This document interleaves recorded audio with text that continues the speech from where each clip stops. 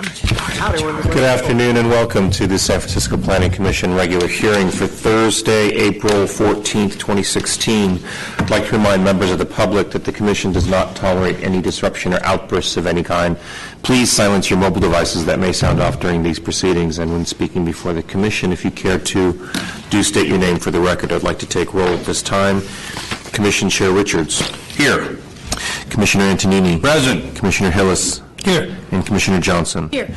We expect Commissioners Fong, Moore, and Wu to be absent today. Commissioners, first on your agenda is consideration of items proposed for continuance. Item 1 for case number 2015-004434 DRP at 3790 through 3792 21st Street. Discretionary review is proposed for continuance to April 28th, 2016. Item 2 for case number 2014-002288 DRP at 438 29th Street. A discretionary review has been withdrawn.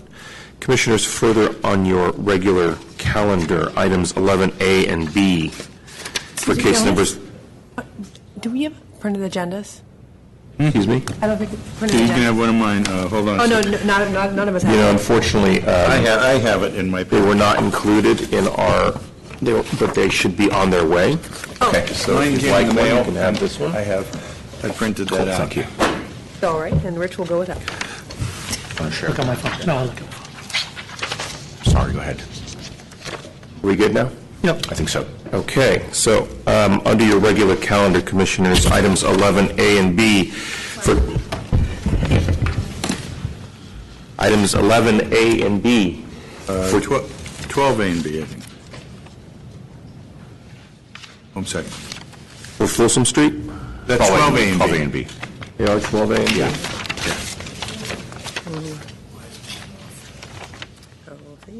Draft agenda?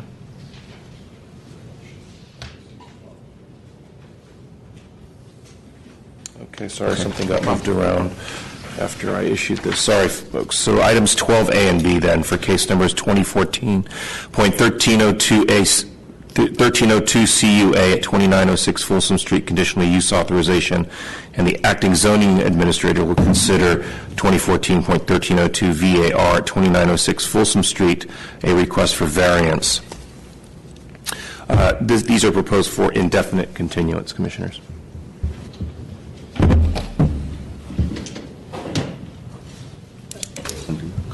I have no speaker cards. Any public comment regarding the continuances proposed?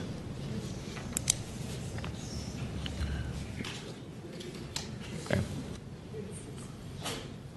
Welcome, Ms. Ram. Good afternoon, Ozzie Ram with Protect Noah's Charm. As you know, a basic guiding planning principle is the scale, and that's why we have limits for height and depth. So, Ms. Ram, this is not general public comment yet. This is just for the continuances. Oh, That'll be I'm coming terribly next. sorry. No problem. Terribly sorry. I just heard the public comments. No comment. Okay, No problem. I'll wait. Thank you. Mr. Mecca, on the continuances? Hi, Tommy Avicoli Mecca from Housing Rights Committee about the continuance for 2906 Folsom. I understand that there's a motion to continue it and because there's some problem, but I just want to remind the Commission that the tenants in this building have been living with this over their heads for a while. Tenants have been in my office. I have talked to them, and this is something that concerns them greatly because they don't know what's going to happen, and they don't know what their future is or if they have any future in this building. So I would really ask that the Commission take that into consideration when these things start happening. We didn't know that there might be a continuance until basically this morning, and the tenants were going to come here, but I guess they couldn't make it in the final analysis. But it's very disconcerting for the tenants when they're already living with a lot of uncertainty around this project, and then to have more delays, and that just gives more time for people to be concerned and worried and stress out about this. That's the only point I really want to make about this. Thanks. Thank you. Any additional public comment on the continuances? Seeing none, I would like to interject. Can I ask staff, the reason for the continuances was as a noticing issue, or? You mean for Folsom Street? For the Folsom Street projects that Mr. Mecca talked about. The project sponsor submitted briefs to the commission that the staff was not aware of at the last minute regarding the rent control of or affordability of some of the units on the new site, and there needs to be a development agreement or some other means to actually make that happen legally. Okay. And so therefore the continuance needs to happen, as it's a bit of a different project now. Okay. Thank you. Commissioner Johnson. Thank you very much. I certainly empathize with tenants and all those who are interested in the project, preparing for a hearing, even as, and commissioners as well. We prepare for hearings, and sometimes we have last-minute changes. I was aware of the change again this morning, also got the same email. I understand, though, that the changes that are happening are substantial in terms of how the project will be structured, and if we didn't get the continuance, we'd be probably continuing it as a commission today because of many questions that have come up. So for that reason, I make a motion to continue indefinitely. As well as item 1, 2, 12A, and 12B. Yeah, so I'd like to make a motion to continue items 1, 2, 12A, and 12B to the dates proposed. Thank you, Commissioners. So item... Second, 2's been withdrawn. Thank you, Commissioners. 2 is withdrawn? 2 has been withdrawn, yes. so it's So we will withdrawn. just be continue item 1 and 12A and 12B. So on that motion, Commissioners, to continue items 1 and 12A and 12B to the dates proposed, Commissioner Antonini? Aye. Commissioner Hillis? Aye. Commissioner Johnson? Aye. And Commission Chair Richards? Aye. So moved, Commissioners. That motion passes unanimously 4-0. If I may, as acting ZA, I will continue item 12B indefinitely as well. Thank you, Acting Zoning Administrator. Commissioners, it'll place us under your consent calendar, and all matters listed here under constitute the consent calendar are considered to be routine by the Planning Commission and may be acted upon by a single roll call vote of the Commission. There will be no separate discussion of these items unless a member of the Commission, the public, or staff so requests, in which event the matter shall be removed from the consent calendar and considered as a separate item at this or a future hearing. Item 3 for case number 2015-005379 CUA at 2261 Fillmore Street conditional use authorization. Item 4 for case number 2015-005989 CUA at 493 Broadway. This is also a conditional use authorization. I have no speaker cards. Any public comment on the consent calendar, 2261 Fillmore or 493 Broadway? Seeing none. Commissioner Antonini. Yeah, move to approve items 3 and 4. Second.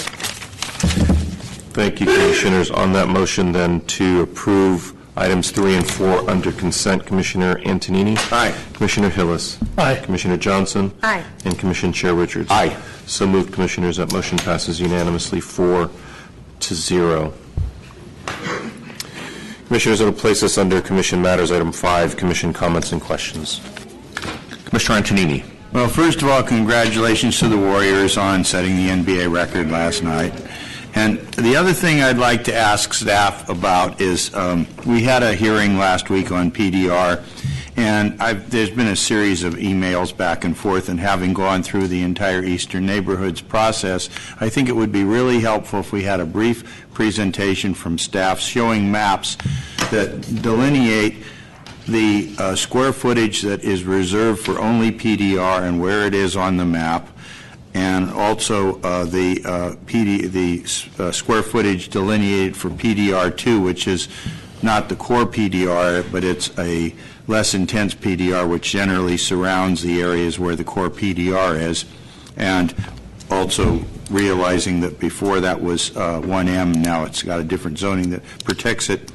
And then basically talk a little bit about where the UMU, where anticipated loss of PDR would take place, and how much square footage has been taken out of PDR, and how much is anticipated, and how much could possibly happen, and is it still within the limits that we have assigned, because we have a total amount that we anticipate to be converted from PDR to other uses. So it would be good if we have this thing kind of established ahead of time, and it might make it a little easier when we have discussion of particular projects, because we'll already have some delineation as to what areas are anticipated for conversion to housing or office or other uses where PDR would be allowed and not allowed, and be a little easier for the commission, I think. Thank you. Commissioners, seeing nothing further, we can move on to department matters. Item 6, director's announcements. Thank you, Jonas. Just actually, my announcement was related to Commissioner Antonini's comments. We would be happy to do that report. We actually have on your advanced calendar on June 23rd, there's the Eastern Neighborhoods Monitoring Report that staff is working on now, so we'd be happy to make that a part of that report as well. And I also want to, in reference to some recent emails, I also want to just reiterate my comment, and I've made this comment to some of the folks in the Mission District that we're working, that I would be happy to have a discussion about potential changes to UMU zoning. That's come up several times. If we need to look at tweaking UMU zoning with respect to PDR uses, I think it's time to do that. I'm happy to have that discussion and happy to talk about what those changes need to be with respect to PDR uses within the UMU zone. Thank you. That concludes my comments. Item 7, review of past events at the Board of Supervisors. There was no Historic Preservation Commission hearing yesterday, and I believe there's no Board of Appeals report either. Good afternoon, Commissioners. Aaron Starr, Manager of Legislative Affairs for the Planning Department. At Land Use this week, the committee heard the cleanup ordinance that would have been the downtown plan height map to add reference to the Trans-Bay redevelopment plan. Planning Commission heard this item on February 25th and recommended approval. You may recall last week that this item was continued 1 week due to concerns by Supervisor Peskin about the transmittal of an unrelated ordinance, the general plan amendment for the Affordable Housing Bonus Program. Both items were heard on February 25th. To address the supervisor's concerns, the Planning Department did transmit the AHBP's general plan amendment last Friday. At this week's hearing, there was no comment from the committee, and the item was forwarded to the full board with a positive recommendation. At the full board this week, the mandatory disability access improvements sponsored by Supervisor Tang passed its second read. The landmark designation of 171 San Marcos Avenue, which is the Cowell House, also passed its second read. Code enforcement procedures sponsored by Supervisor Wiener passed its first read, and the establishing the Soma Filipinas Filipino Cultural Heritage District was adopted. Also this week, the full board sat as a committee of the whole to hear a proposed ordinance that would approve an amendment to the redevelopment plan for the Trans-Bay redevelopment project area. The amendment would increase the maximum height from 300 feet to 400 feet for Block 1 within Zone 1 of the Trans-Bay redevelopment plan area. I'm sure the Commission's aware that the proposal relates to these studio gang-designed corkscrew high-rise at 160 Folsom Street, which is seeking a map amendment so it can build 10 stories higher than the permitted zoning, which will accommodate more affordable housing. It's also related to the general plan amendment that was heard this week at Land Use. At the hearing, Supervisor Kim provided opening remarks related to the project, and representatives OCII provided an overview of the project and responded to questions raised during the hearing. During public comment, approximately 26 people spoke in favor of the ordinance. They represented mainly labor unions and neighborhood groups, while approximately 6 people, primarily representing Save Rincon Park, spoke in opposition of the ordinance. After the hearing was closed, Supervisor Kim, seconded by Supervisor Campos, moved that the ordinance be continued 1 week so that OCII could respond in writing to the concerns raised by the public during the public hearing. Lastly, the board passed on first read the related general plan amendment that was heard at Land Use this week. And there was one introduction of note. The housing balance, it was a housing balance report ordinance sponsored by Supervisor Kim. The ordinance amends the planning code to require inclusion in the housing balance report data about the withdrawal of housing from the rental market by all means, including owner move-ins. My understanding is that we currently include this, but she wanted to make it official that we do include it. So, and you will be considering that sometime in the future. That concludes my report. Thank you. Commissioners, if there aren't any questions, we can move on to general public comment, not to exceed a period of 15 minutes at this time. Members of the public may address the Commission on items of interest to the Commission, items of interest to the public that are within the subject matter jurisdiction of the Commission, except agenda items. With respect to agenda items, your opportunity to address the Commission will be afforded when the item is reached in the meeting.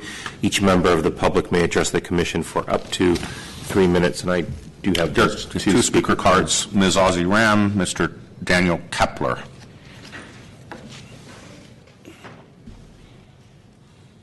Good afternoon. I suppose I spoke out of turn, and you already know the topic that I would like to bring to your attention, and that's the scale.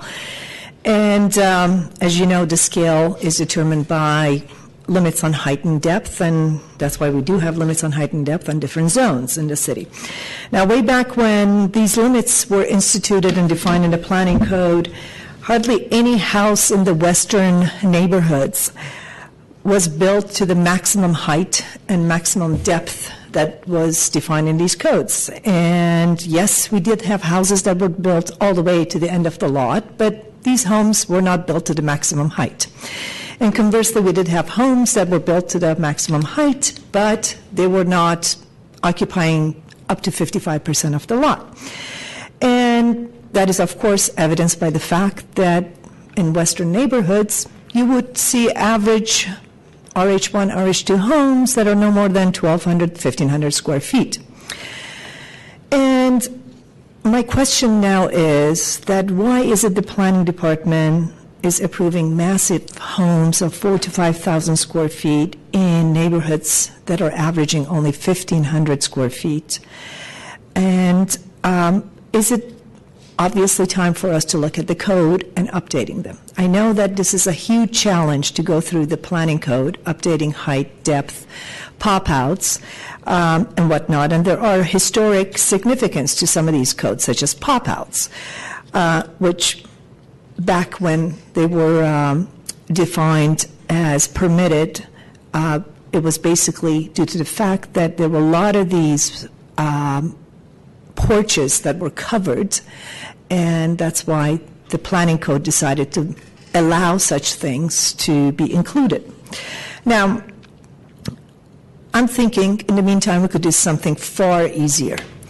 As you know, most cities in North America, most major cities in North America do have something called floor area ratio, or FAR. And they use that to control the scale. Now, my question is, why isn't it that we are not doing this? This is a very simple augmentation to our planning code.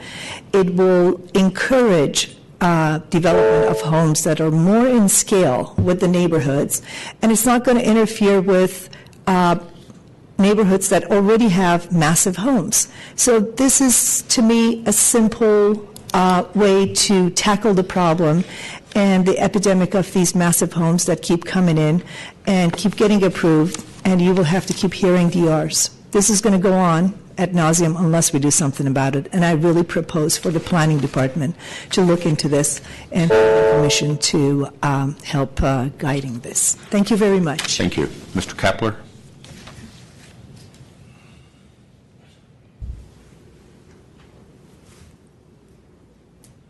Good afternoon, Commissioners. Thank you for hearing me. I got kind of a simple question that you can hopefully answer. I'm kind of new to this type of stuff, but I live in the outer Sunset from, what I consider park to park, Sunset Boulevard, and there's a lot of change and development there, and I feel that a lot of people in the community don't know what's going on with that area as far as height limits, and also as far as what they're going to do with the muni stops there on Tarbell Street. And I just didn't know, are you guys capable of maybe helping us understand what's going on out there? That's basically all I really had to ask, because I've tried and I don't know what's getting sold to LA, what's not. That's about it. I'll be happy to come back next week if you have any answers to those questions, and I can provide it to my neighbors and whatnot out there, because we have no idea what's going on. But there's a lot of change happening in the outer sunset. So that's it. Thank you very much. Thank you. Next speaker, Ms. Hester. Sue Hester, I get to build on the previous public comments. One is because some people call me to get answers about the planning department, and I got a complaint from someone that the the minutes are not online, and I said, deal with it yourself. But I dug back to the planning department site, and the packets, you just have to take me on faith. The site for the planning department has no packets posted since March. Not for today, not for last week. No packets. There are no minutes posted for an extended period of time. And people are told to basically go download the recording and listen to it. Minutes are minutes, and they have to be available to people. The minutes link the resolutions that are adopted, and this commission is responsible for the commission. So you got to dig into it, even though it's boring. You have a staff. The staff has to be instructed by the commission. There's no excuses for minutes not being on site and resolutions linked to the minutes being on site, as well as the packets being on site. I've been also trying to get documents from staff people who are unaware that when you adopted a procedure that resolves the staff reports being sent out for copying on Tuesday, they're public documents.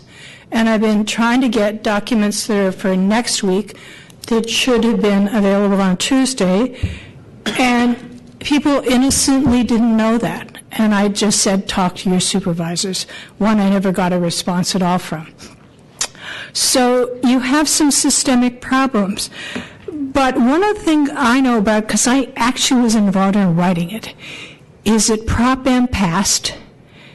And part of the thing that is Prop M is that the buildings are supposed to be, the housing is particularly supposed to be in character with the neighborhoods. Everyone that is in the planning department knows that the Prop M findings are drafted by the developer and just given to the staff as a favor.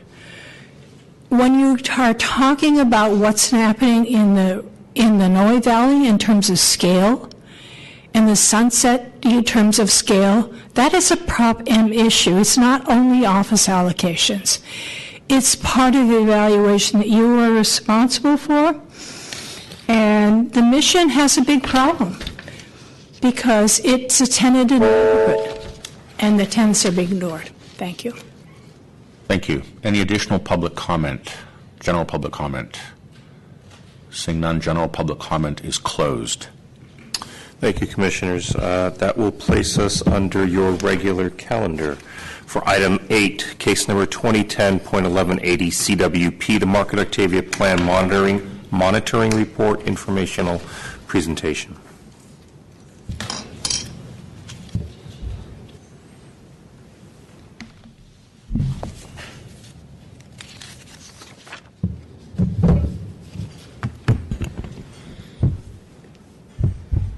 Good afternoon, Commissioners. My name is Audrey Harris of the Planning Department's Information and Analysis Group in the Citywide Policy Planning Division.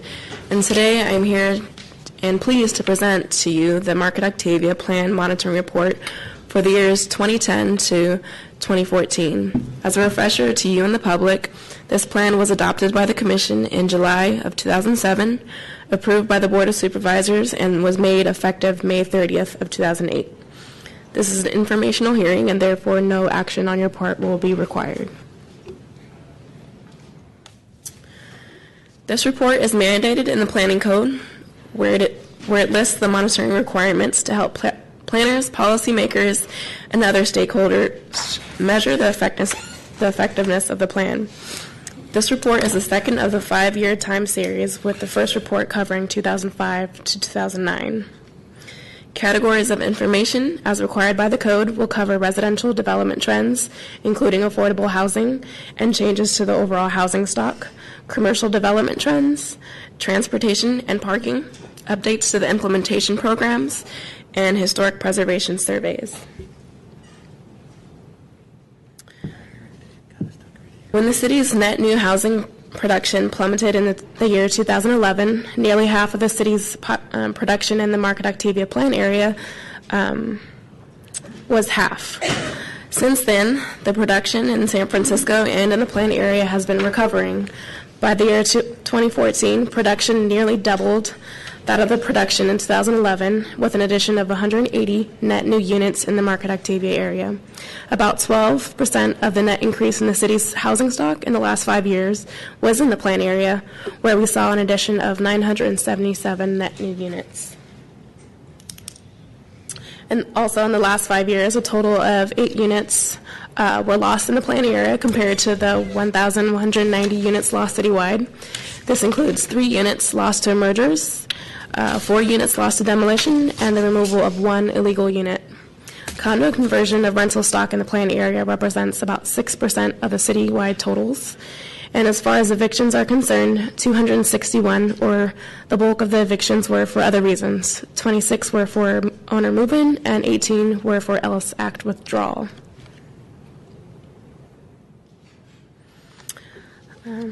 1/5 of the units recently constructed in the area are affordable. This is roughly the same proportion citywide. With 398 affordable units built between 2010 and 2014, about 85% of them were made affordable through public assistance for very low-income households and extremely low-income households.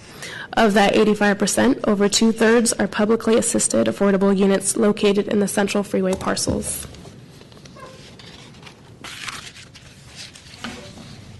Looking forward, in 2015, 485 net new units were built in the Market Octavia plan area, 12% of which were affordable.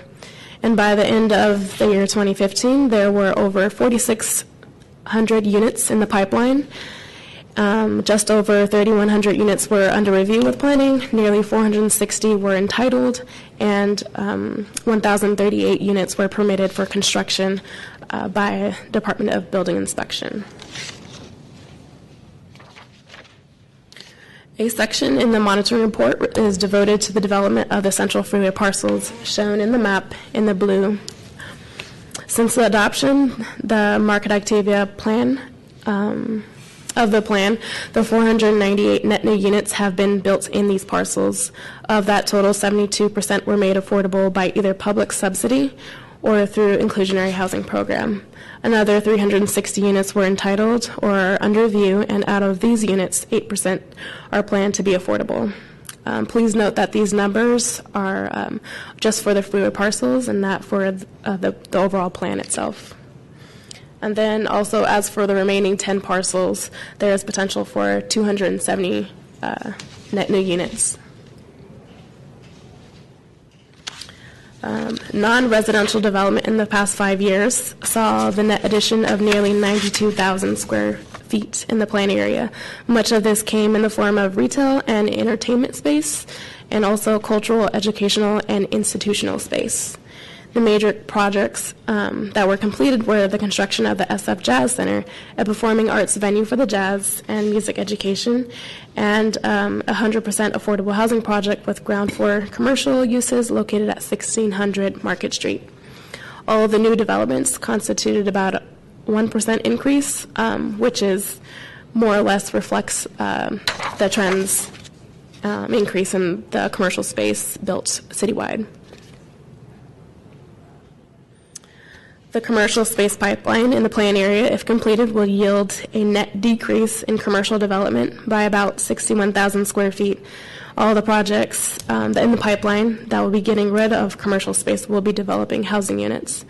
And as of the second quarter of 2014, there were some 16,000 jobs in the area, representing about 2.5% of all the jobs citywide. Of these jobs, just under half were in office jobs, and another 25% were in retail activities. Based on the commercial development pipeline, we estimate that 307 net new retail jobs will be made available. However, it is also estimated that there is a potential for a net loss of approximately 325 office jobs. Again, this is just an estimate based on average employee density. The report also covers matters related to transportation and parking. The Market Octavia neighborhood has long been and still remains a walkable place with good access to public transit, and this slide shows the most share in the planned area according to the 2014 census data. In 2013, a parking space inventory was conducted by the San Francisco Metropolitan Transit Authority and found that over 20% of citywide parking meters are within the planned area. Exclusive of unmetered parking spaces, about 2% of on- and off-street parking for non-residential parking is in the planned area. The adoption of the Market Octavia plan resulted in 3 new zoning districts that moderated the city's one-to-one residential parking requirement instead of imposing parking caps.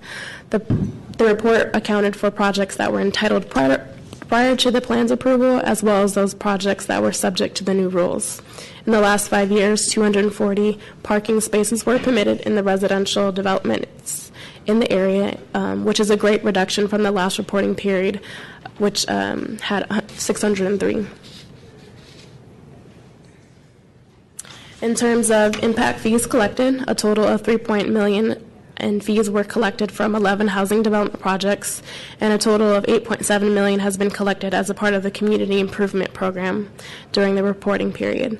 The Planning Department projects over $19 million in impact fee revenue over the next 5 years that will be needed to complete the remaining plan implementation. Most of these funds will go towards transportation, open space, and greening improvements. Thanks to various city agencies, new parks were built and several more received improvements between 2010 and 2014. As an example, the McCoppin Hub and Soma West Skate Park and dog play area have opened in a previously underserved area in the planned area. Since 2011, the Linden Living Alley has been completed and is a prime example of success for the Market Octavia Living Alleys program moving forward. Improvements to transportation like bus-only lane on Haight and the Contraphobe bike lane on Polk Street have been completed in the planned area as well. Since the last reporting period, the area plan level survey identified an architecturally significant group of 8 masonry buildings located along or adjacent to Market Street. In April of 2013, these buildings were designated as the city's 12th landmark district, the Market Street Masonry Landmark District. The same survey also identified an architecturally significant grouping of buildings located along the northern boundary of DuBose Park. In June 2013, Mayor Ed Lee signed legislation designating the DuBose Park Landmark District, which includes 87 residential buildings constructed between the years 1899 and 1911. Monitoring requirements of the Market Octavia plan do not require demographic or socioeconomic assessments, but we thought that it would be worthwhile to note the following. With all the changes to the Market Octavia plan area, the demographic profile has also changed. More housing has been built in bigger buildings, and affordability of all housing in the plan area has relatively stayed the same.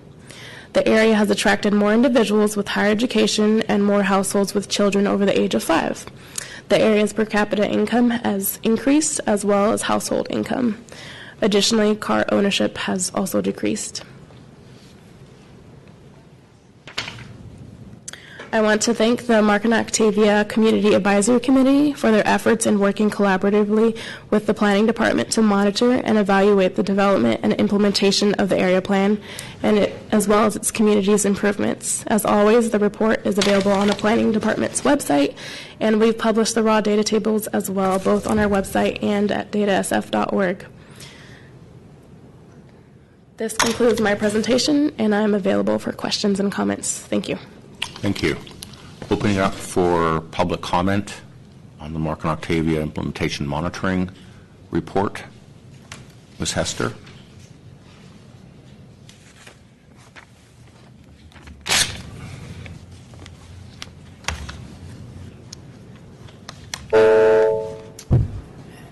Sue Hester, I was hoping for a written report rather than just an oral report. I have a couple observations. Put this overhead on.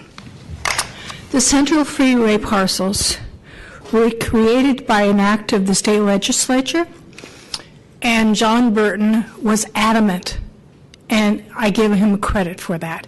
The money from the parcels had to go into building affordable housing. Not all of it, but a really substantial portion of it. And we have these factors for affordable housing. They're not, of course. They're on 214 highlight Central Freeway parcels. I don't have any page numbers. And the pages, 2 pages before it is affordable housing production. They're very frustrating not be able to use the overhead.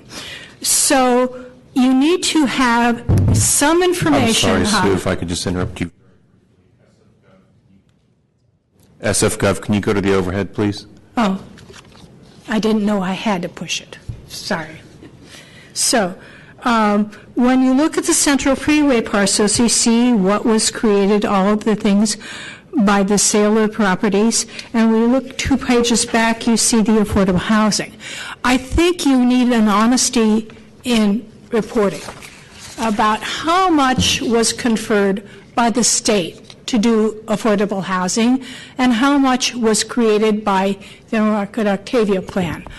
I think you need to be aware that sometimes affordable housing is created by state legislation on developing the parcels, and sometimes the planning department takes credit for everything that happens. It isn't all the result of the Mark and Octavia plan. Secondarily, I'm very well aware of this area and the massive gentrification on commercial that has happened in Hayes Valley and a lot of the area to the east, to the east, as well as a massive gentrification on housing crisis. And if we are honest, we have to look at what happens as a result of area plans that pushes up the income and pushes out people. There was a lot of African American people that lived in this area before this plan. They have been diminished. There have been a lot of low-income people that have been pushed out. I grant you, you have wonderful trees and wonderful parks, in part because of Ellen Jacobs. He did that design. But I would hope that you would insist on a written report and a more thorough explanation. This, as a report, isn't really it. And if the same thing is going to happen on Eastern neighborhoods in a couple of weeks, you will not be serving the public very well. Area plans should not be gentrification plans. Thank you. Any additional public comment on this item? Seeing none, public comment is closed. Commissioner Antonini. I want to thank staff for an excellent report. I think it does give us a lot of detail about what is going on in Market Octavia, and a factor that no one mentioned, but I'm sure it has a lot to do with the changes within the neighborhood in a positive way, is the removal of the Central Freeway. And I think we saw the same kind of thing happen along the Embarcadero when the Embarcadero Freeway was gone. So I'm not saying the plan has not enabled a lot of things to change in a positive manner, but the removal of the freeway was probably one of the biggest factors, and I'm very impressed with planning's work on this particular project and appreciate it greatly. Thank you. Director Ram. Just wanted to comment that, thank Audrey for the report, but also that I will be happy to give Ms. Hester a copy of the full report, which we do have and is available to the public. Thank you. Commissioner Johnson. Yeah, there was a small, thank you. It's a great report. Thank you. It's good to see monitoring ports. In my time now, I've seen that they're really high quality, and I'm looking forward to ones that we see for future projects, particularly Eastern neighborhoods. But I just had a quick question. So there was a section of the report that talked about the impact fees, both how much we're getting and the projects that were funded by those fees. But I didn't see as much clarity in how affordable housing impact fees were spent. Can you talk a little bit about that?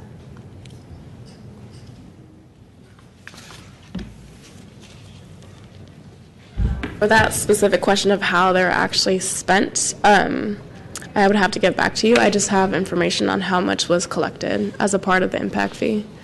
Okay, thank you. I assume that the answer would probably come from the Mayor's Office of Housing, because that's where the fees go. Correct. But in the future, and this is not just directed towards you, you guys did a great job on this report, but just in general, that would be good to have that information. I feel like that's kind of lacking just in general.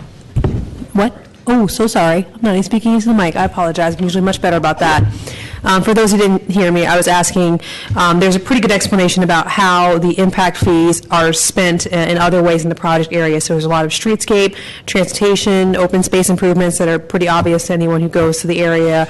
But the affordable housing fees, there's about 3.9 million, something like that. 3.8, yes. Yeah, 3.8 million to be collected, and it wasn't as clear how those were being spent. And I know that that is an answer that comes from the Mayor's Office of Housing, but in the future it would be good to have that information, because I feel like that's kind of a big hole that I've always seen when talking about those fees. And I think it particularly became a point that a lot of people sort of focused on when we were talking about inclusionary housing and the off-site fees. It'd be good to know, where do those go, how are they used, and what time frame?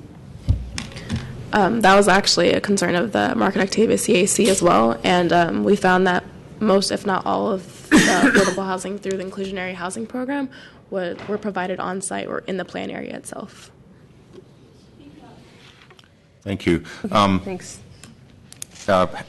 Having grown up and worked on Market Octavia plan starting around 2005, which was 5 years after, I think 5 or 6 years after the Better Neighborhoods planning process was kicked off, I have to say, I think that this plan area become much more successful because of the amount of neighborhood involvement in it. It was contentious when we kind of had the revival of the process in 2005, 2006, and the department really rose up and worked with the neighborhoods, and the neighborhoods actually came out strongly in favor of the plan.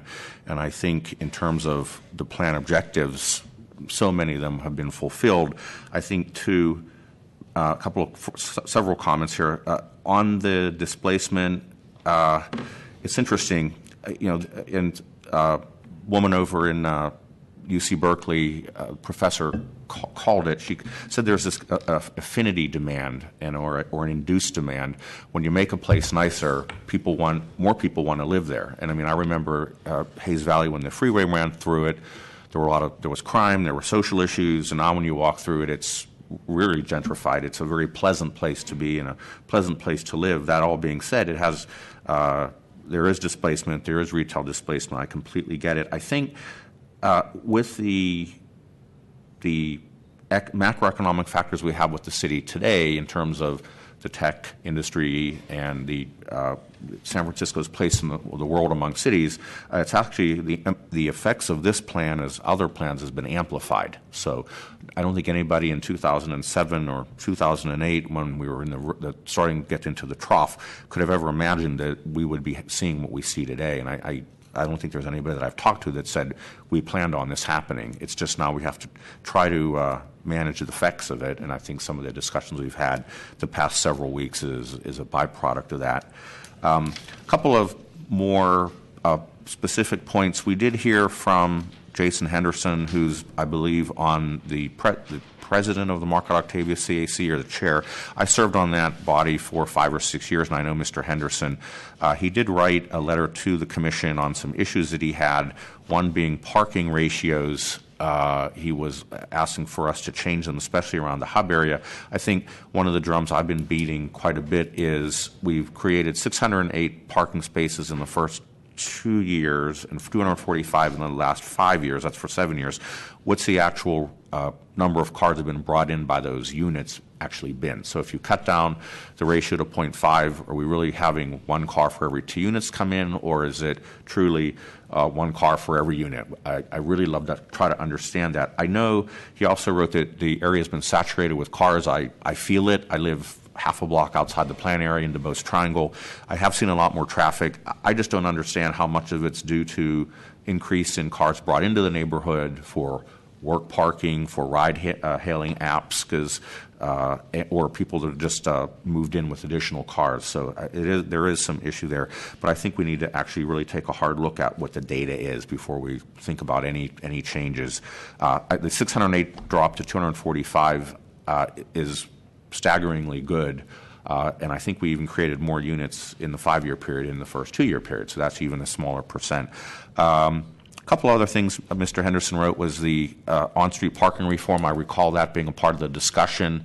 There was a lot of back and forth on that, and I guess to the best of my knowledge, there have been some changes made, but there's still potentially a ways to go there.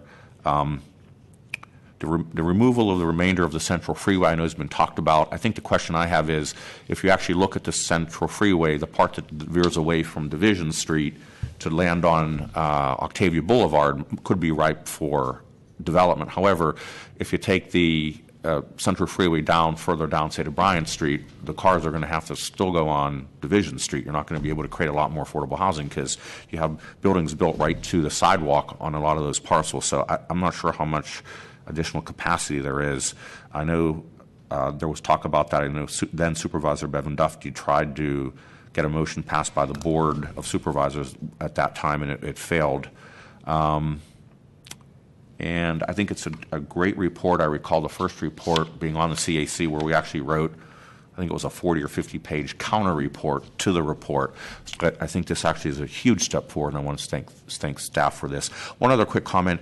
Our Neighborhood Association was part of the impetus to create the CAC.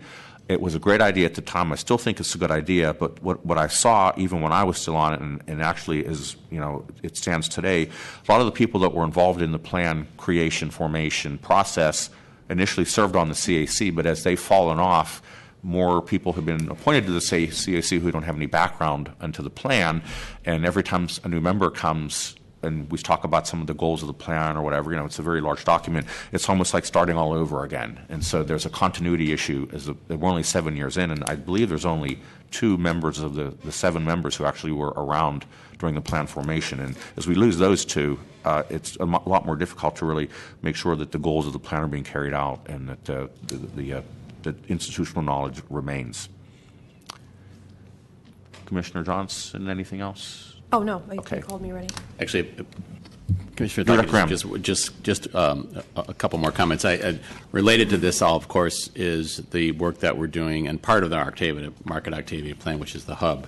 We had the first public meeting actually just last night on the hub, and we had a very good turnout. We probably had 100 people or more to talk about this. And I think the issue, Mr. Henderson was there, and amongst others, many others, and the issue of parking and traffic was a very big point of discussion last night.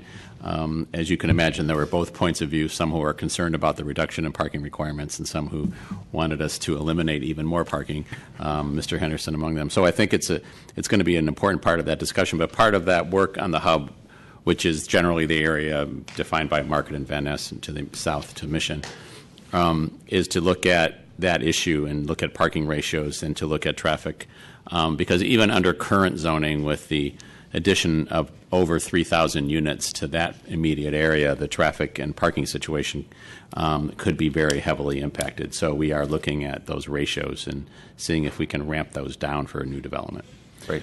That process will continue, and our hope on that, just to talk about that for a second, is that we will develop a kind of enough of a project description, if you will, in terms of land use and public realm changes, so that we could begin the EIR work in earnest in the fall. Cool. Commissioner Antonini. Yeah, I think this is a case to be made for evaluating parking use, because it is a fairly focused area, and we have, I'm going to say 8 new developments, 8 or 10, I'm just throwing the number out, I don't know how many, but in that range that have been produced in the last few years. And they have various ratios of parking. Some are 50%, some are a little higher. And, you know, it'd be good to do a survey, find out how many spaces are actually used, and also of those spaces that are being used, how often cars are being used. Because I think sometimes we attribute too much of the traffic impact to residential parking and not enough to parking for other reasons. Because it's always sort of interesting on those rare times when the Bay Bridge is closed, the city is very quiet as far as traffic is concerned. So even areas like Castro, which are quite a ways from the bridge, people still will come to go to, for example, Francis Restaurant or a number of different destinations that they may use cars to get to. So kind of interesting to see if we can put a handle on that. Then we'll really know how big an impact residential has parking on the entire impact of parking in neighborhoods. Great. Thank you. Commissioners, if there's nothing further, we can move on to item 9 for case number 2015-015784 CUA at 1905 Fillmore Street. This is a conditional use authorization.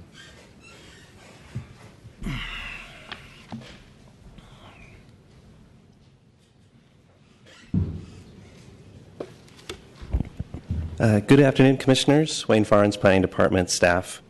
The item before you today is a conditional use authorization request to establish a formula retail use, an apparel store doing business as 45 RPM.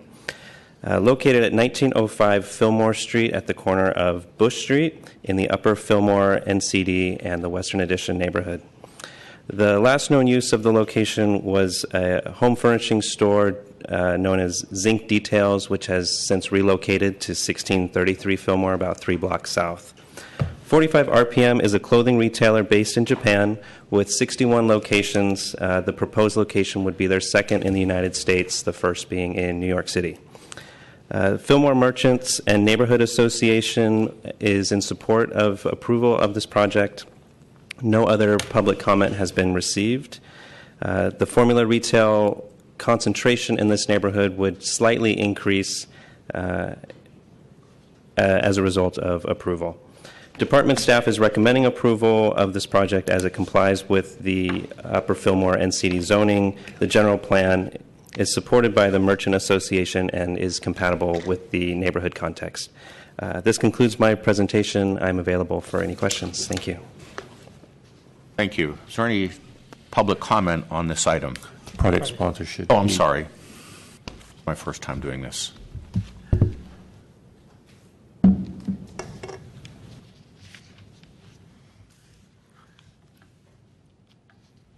Hi, good afternoon. My name is Fumi Mizunaga. I'm the president of 45 RPM USA. First, yes, okay.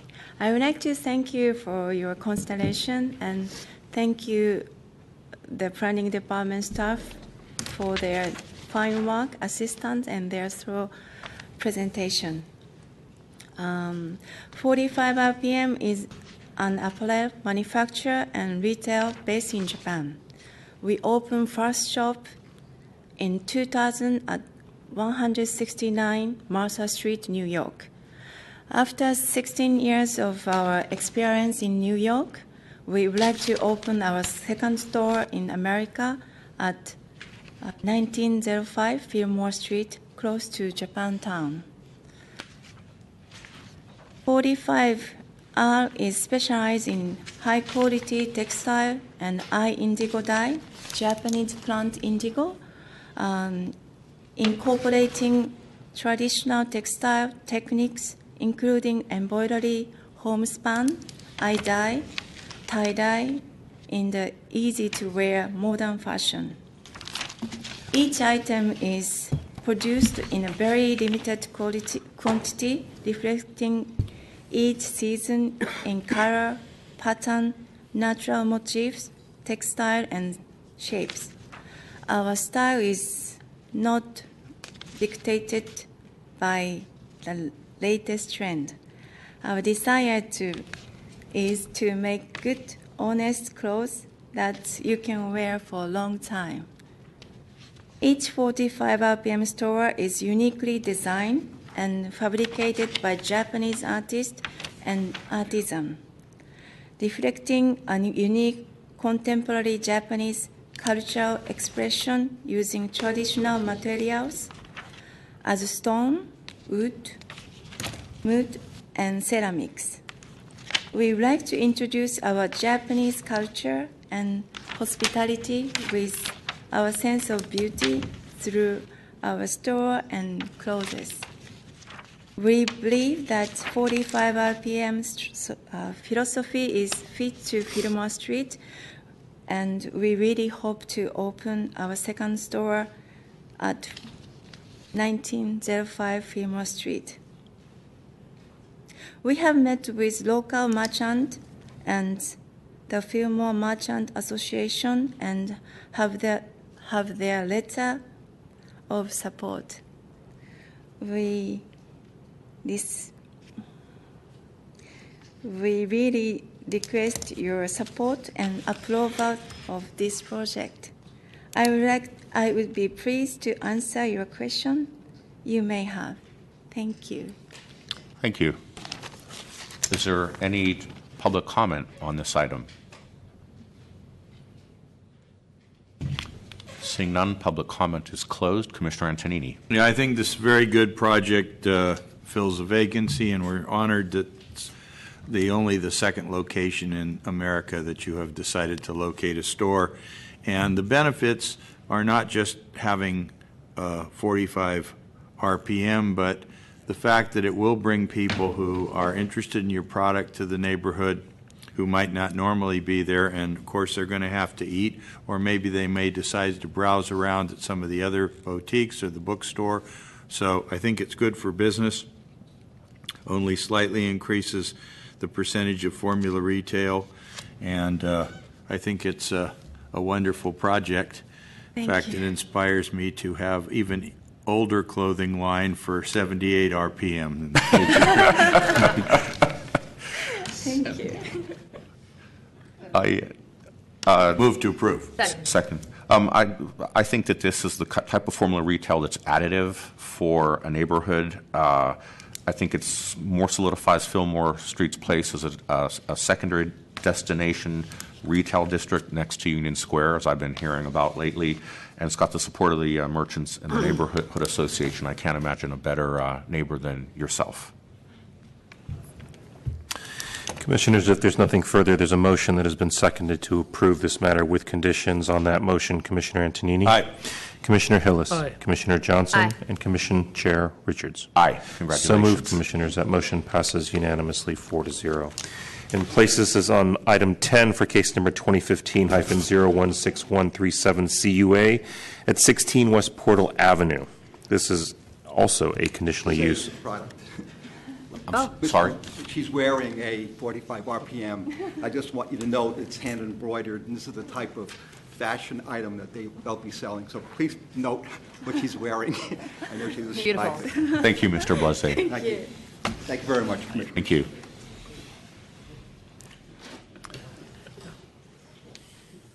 Item 10, Commissioners. Please. Good afternoon, members of the Commission. Jeff Horn, Planning Department staff. The item before you is a request for conditional use authorization to allow a change of formula retail use to a new restaurant, Lemonade Cafe, within an existing 2,855 square foot retail space located at 16 West Portal Avenue. The property is located near the intersection of Ulua Street, within the West Portal Avenue Neighborhood Commercial District and the 26X Height and Bulk District. The subject property is currently approved for the formula retail restaurant La Boulange, which has recently closed. This item is before you as required by Planning Code Section 178C3C that a change of owner or operator of a formula retail establishment is determined to be an intensification of use and will require a new conditional use authorization if the proposed formula retail establishment has more locations than the existing formula retail establishment. At the time of La Boulange's approval of formula retail use in 2013, there were 20 locations. Lemonade Cafe currently has 21 existing locations and is therefore an intensification. Lemonade is a fast casual cafeteria style restaurant serving breakfast, lunch, and dinner between the hours of 7 a.m. and 9 p.m. 7 days a week. Lemonade is a Southern California franchise with 21 existing locations. One location has currently already been approved within San Francisco at Yerba Buena. Another is proposed in the Sunset District. The project also includes minor tenant improvements and changes to the facade and signage. The proposal requires a conditional use authorization pursuant to Planning Code Sections 303, 303.1, 703.3, and 703.4 to allow a change of operator for formula retail use. The project sponsor conducted a formula retail survey in early 2016 in the West Porter Avenue neighborhood commercial district.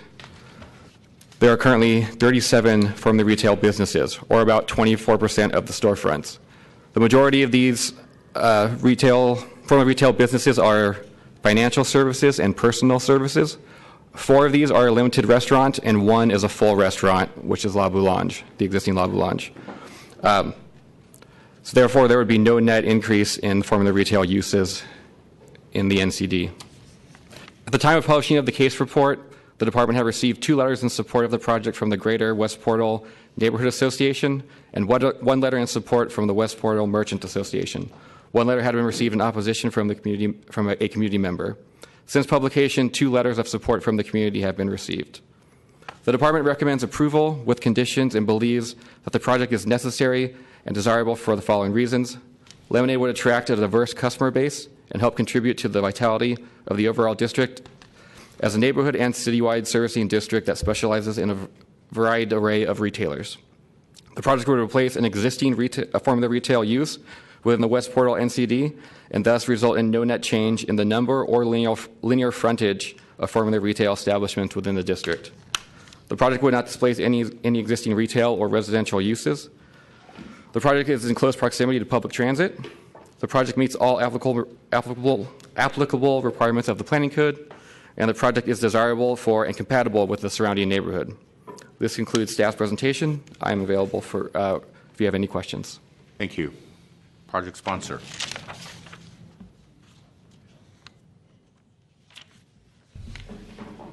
Good afternoon, Commissioners. My name is Alan Jackson. I'm the founder, chef, and CEO of Lemonade that I started in 2008.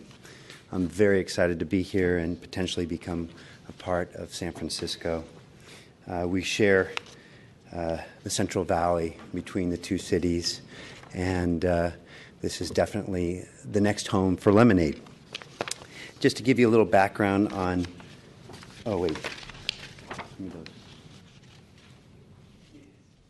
Lemonade is a modern cafeteria, and it's set up that way because I wanted to create an experience where the customer could come in and interact with the chefs, where they could actually go to the counter and taste and sample food. I predominantly cook using vegetables, so 80% of the menu is a vegetable-based menu. We have a SKU of about 80 to 90 different menu items, and we're really well known for our marketplace dishes, which predominantly encompass vegetables. Put this up on the...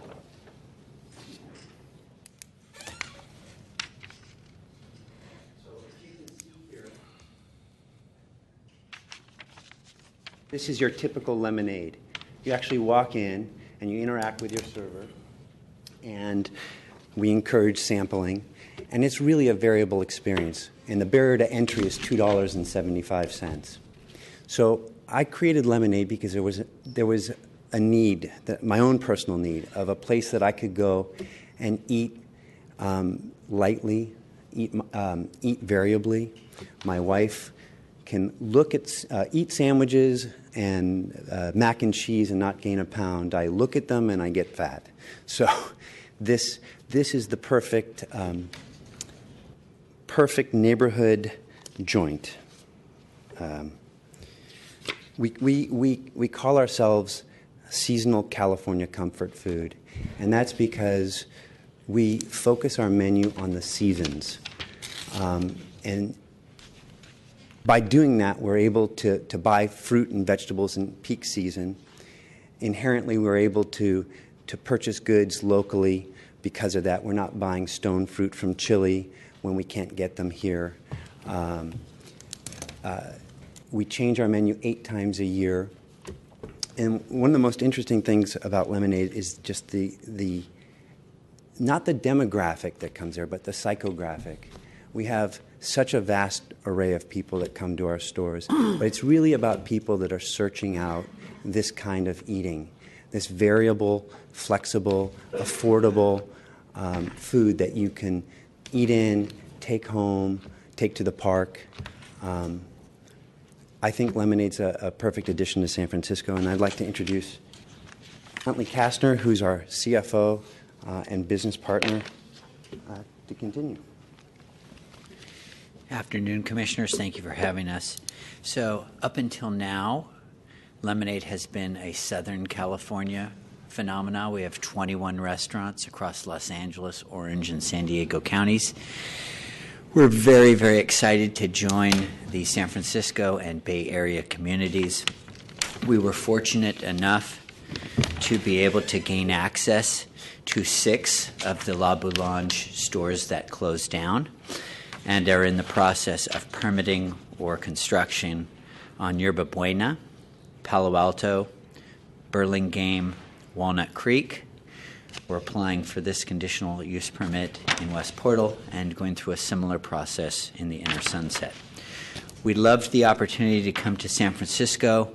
We believe that the people of San Francisco will really love our food, appreciate the fact that you can have gourmet food for a value price, and we think that they will really enjoy the type of casual environment that we've created.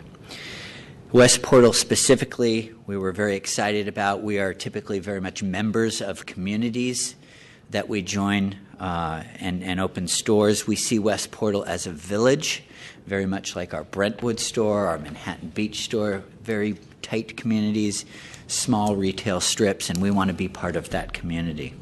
We really like the fact that there's public transportation coming within a couple 100 feet of the site. I'm going to show you a couple pictures. So this is a schematic of what the La Boulange site up to 4 will be converted into a Lemonade. We view it as a neighborhood hub, just as La Boulange was, where people will hang out and enjoy themselves. And I think the neighborhood has shown strong interest in this. They've given us great support so far. And this is what we envision it will look like inside. It's a casual environment. People can hang out. People can test food. All different meals served. A couple details about the project itself. The address, again, is 16 West Portal. It's about 2,700 square feet on the bottom. Same square footage as the La Boulange. We'll have about 70 seats. That's a few less than the La Boulange. Eventually, we'll be open at 7 a.m. to 9 p.m. We may open without our breakfast to start with. There is no alcohol other than beer and wine. We will be applying for that license. Beer and wine is not a big part of our business, less than 1% of our sales. We expect to open, if we can make it through this process, later this year. Those are the facts. I will now ask the third member of our team to talk a little bit about the community outreach that's been done. Good afternoon, Commissioners. This is Taylor Jordan with Barbary Coast Consulting. I've had the pleasure of working on community outreach with Lemonade on this project. As you've already heard, the West Portal Avenue Association, which is the merchant association, is officially endorsing the project, as is the Greater West Portal Neighborhood Association. We have met with those neighborhood organizations several times and have presented to those groups as well.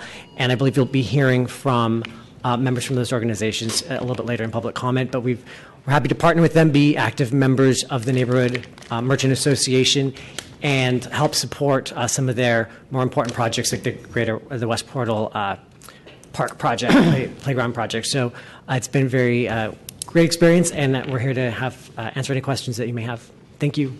Thank you. Opening it up to public comment on this item. I have no speaker cards. Is there any public comment, please? Good afternoon. My name is Deidre Von Rock. I'm the president of the West Portal Avenue Association, the Merchants Association in West Portal. We submitted a letter in support with the application. I know that the neighborhood association, GWAPNA, Greater West Portal Neighborhood Association, Tom Canale over there has also submitted letters. I can represent that every merchant I have spoke to is in favor of Lemonade taking over this spot. La Boulange quickly established itself as a community hub for the small business owners, the employees, the commuters on the lines that pass through West Portal, which is, literally yards from the opening of this restaurant. And we have missed that. And La Boulange, Lemonade has really been the only company that has come to us and actively courted us and has impressed us with what they would offer, and really sort of recreating that community hub that has now been gone and is just sitting there looking sad and forlorn every time we walk by, missing our baguettes and coffee. But they've also offered to really work with us as a village, as merchants. They have offered to open up the West Portal restaurant earlier than they do in Los Angeles, where apparently one doesn't need coffee till 9 or 11, and opening it up for our commuters and for us who start, much earlier in our day. They've offered to look at a bread program or to look at pastries or to really work with us to be what we need to be. And as an all-day dining option with fresh, healthy choices and this outreach to the community, I think it's not only a replacement for La Boulange, but an improvement. And they have offered not only to engage with us as merchants and to work with us on neighborhood events and, things that we're doing to try to mitigate the impact, for example, the massive construction over the last few years, to draw the greater San Francisco to our neighborhood. But they've offered, charitable works. They have a very strong charitable component in Los Angeles, and I know they're working with groups regarding that now. So we'd love to see them. They're right next to the West Portal Playground, for example. Get involved in that. And I know they've spoken very positively about it. So the merchants would appreciate a replacement of the La Boulange spot as fast as possible, and we would really like it to be Lemonade. Thank you. Thank you. Any additional public comment on this item? Seeing none, public comment is closed. Commissioner Antonini. Thank you. As a resident living about a mile from the site, I'm at West Portal a lot, and it's a wonderful street, and it has what many neighborhoods wish they did have. We have a movie theater and a hardware store, among a lot of really good ethnic restaurants, a lot of variety. I think this is a good project. I think that it's going to replace and somewhat enhance the La Boulange situation. My only regret is one thing we don't have at West Portal is a bar and grill. It's unfortunate that you come home and you want to stop somewhere and watch a game and maybe have a drink, and it's pretty hard to do that because nothing satisfies it except the bars themselves where you can't get any food and the restaurants where you can't get anything but beer and wine and there's no TV set. So, but that's, not the fault of this project, and you can't always get what you want. And what's before us is a good project, and maybe we'll find another site on West Portal where we can actually have something that I had described. But I think it seems to be pretty widespread support. I got only one letter in opposition with fear of traffic from takeout, but takeout already exists. I do it a lot. We all do it a lot. It's going to be one of those things that, is going to happen, but it's sort of self-regulating. You have to find a parking place, or you have to somewhere get to there and get your food and then take it home. But that's the problem of that person who is shopping more than the facility itself. Sounds like a good project. I'm going to move to approve. Second. I think, as in the last Formula Retail CU. This Formula Retail is very additive to the neighborhood. It replaces a similar Formula Retail use, although not the same menu. Incredibly complimentary. It's nice to hear somebody talking about a price point that can keep the city a little bit affordable for people that have been here for a while. It looks like they're going to be an incredible neighbor. It's got support of the neighborhood association as well as the merchants, and I'm very happy to support it. Commissioners, if there's nothing further, there's a motion to approve this matter with conditions. On that motion, Commissioner Antonini. Aye. Commissioner Hillis. Aye. Commissioner Johnson. Aye. And Commission Chair Richards. Aye. So moved, Commissioners. That motion passes unanimously 4-0. And places us on item 11 for case number 2008.0850 OFA-02 at 1515 and 1455 3rd Street. Could we take a quick break for Commissioner Johnson? Second. Thank you. Anthony, I'm just going to get some water. We'll just take a 5-minute break.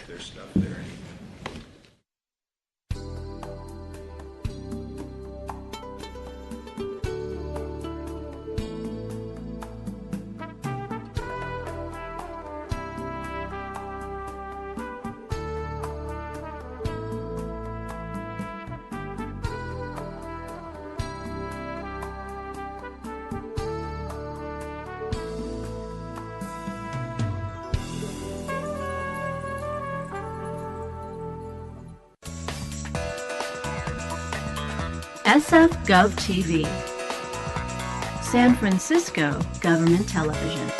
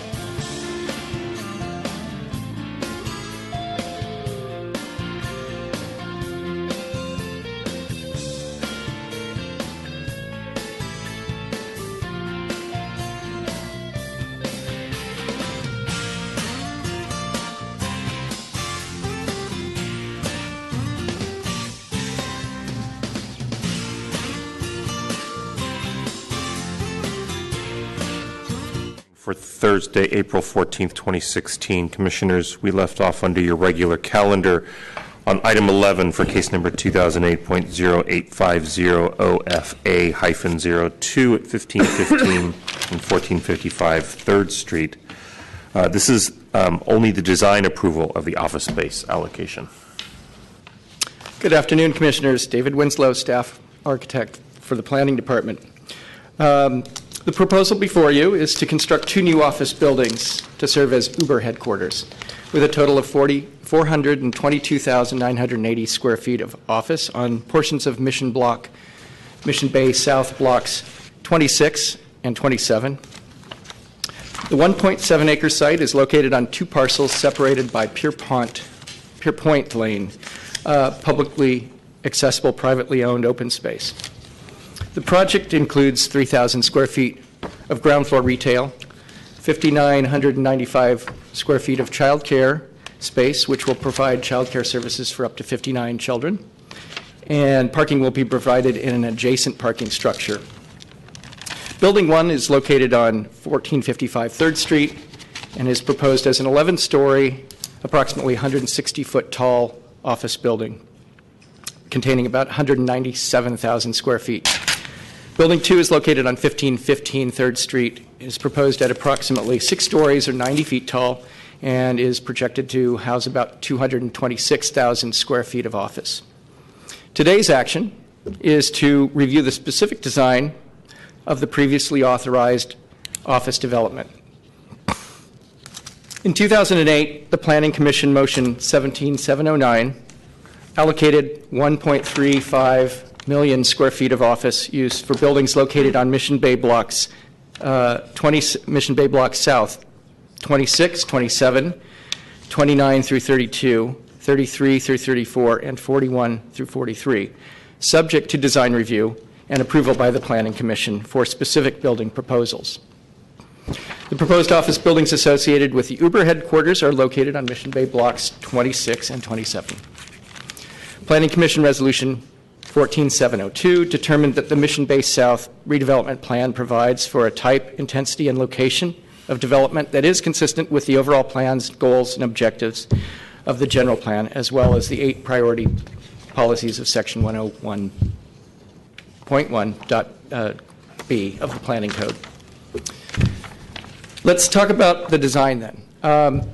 OCII and the Planning Department have worked closely and collaboratively with the Uber design team over the past year and some months to arrive at a design that meets the design, the Mission Bay South design for development guidelines and standards with an exceptional design. The development proposal meets the Mission Bay South design for development standards and guidelines, but sought and received 2 variances, which I will discuss a little later.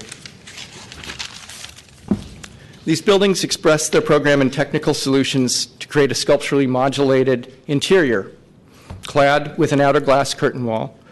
The internal massing and articulation, along with the materiality, is exemplary, and the exterior glazing is designed to provide a rich, textured, and finely scaled and detailed envelope while revealing the interior active spaces and sculptural modulation behind.